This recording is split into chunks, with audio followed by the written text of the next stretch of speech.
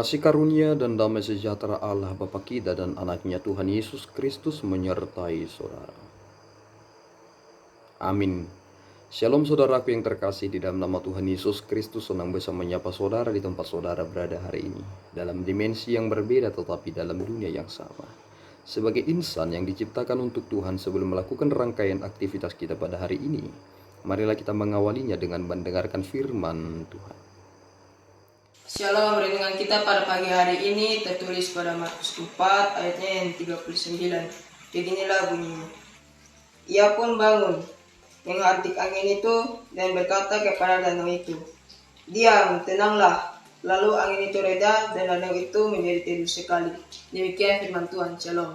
Saudaraku yang terkasih di dalam nama Tuhan Yesus Kristus, ketika kita membaca keseluruhan perikop pembahasan kita pada hari ini adalah kisah tentang perjalanan Yesus Kristus bersama dengan muridnya kala Yesus Kristus meredakan angin ribut dalam perjalanan mereka.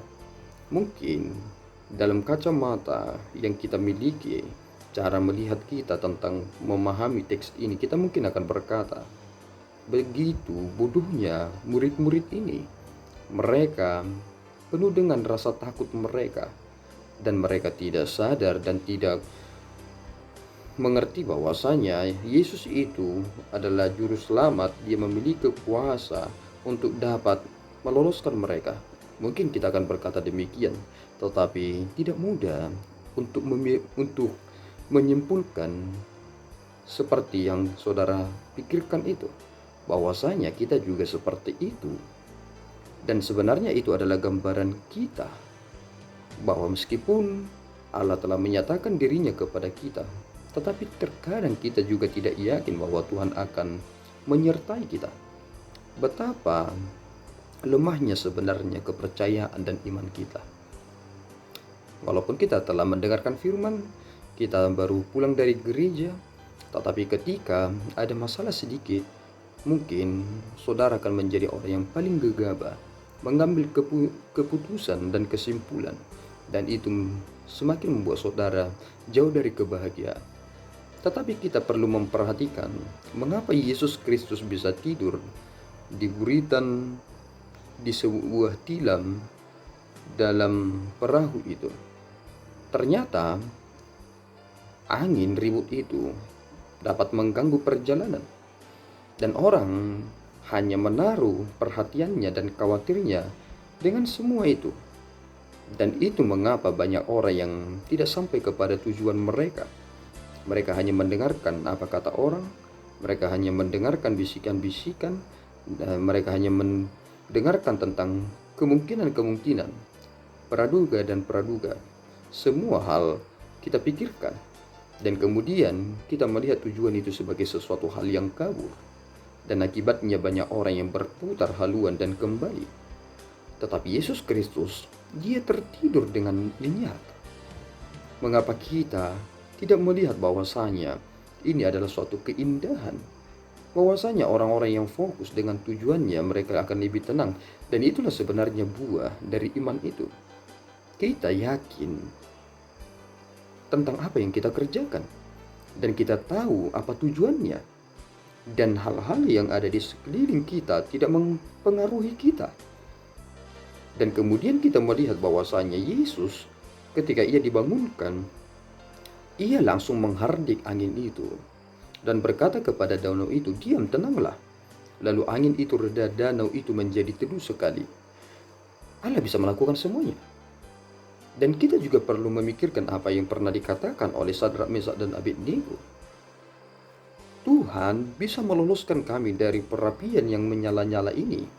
Tetapi meskipun Tuhan tidak meloloskan kami dari perapian yang menyala-nyala ini, kami tidak akan menyembah patung yang engkau dirikan itu. Itu adalah ucapan mereka. Kita belakangan ini hanya menjadi manusia pencari mujizat.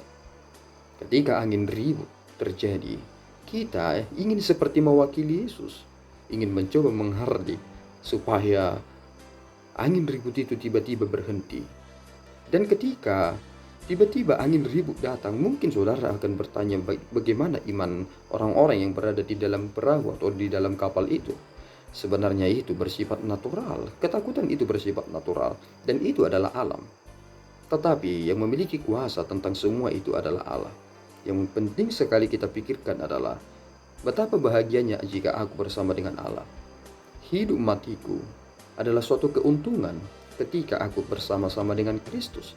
Dan itulah sebenarnya yang harus tertanam di dalam hati ini. Jika aku mati di dalam Kristus. Tetapi yang terberat adalah aku hidup di dalam Kristus.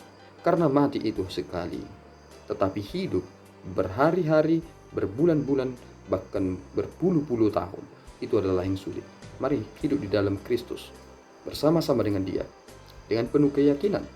Dan biarlah Kristus semakin memberikan saudara kekuatan dan keyakinan penuh, dan supaya saudara tidak lebih takut menghadapi masalah itu.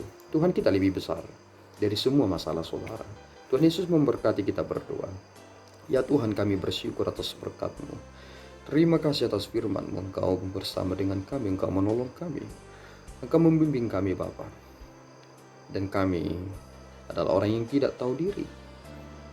Engkau telah bersama dengan kami, tetapi kami masih takut.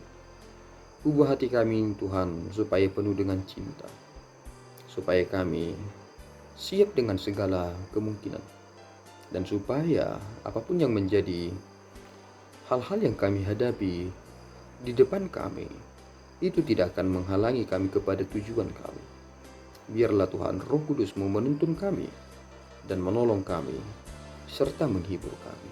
Terpuji Engkau ya Bapa, di dalam Yesus kami telah berdoa dan mengucap syukur.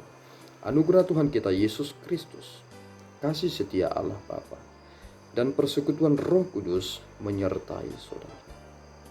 Amin. Tuhan Yesus memberkati.